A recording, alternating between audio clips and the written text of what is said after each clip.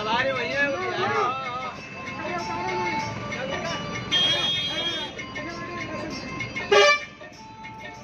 ये भुन्ना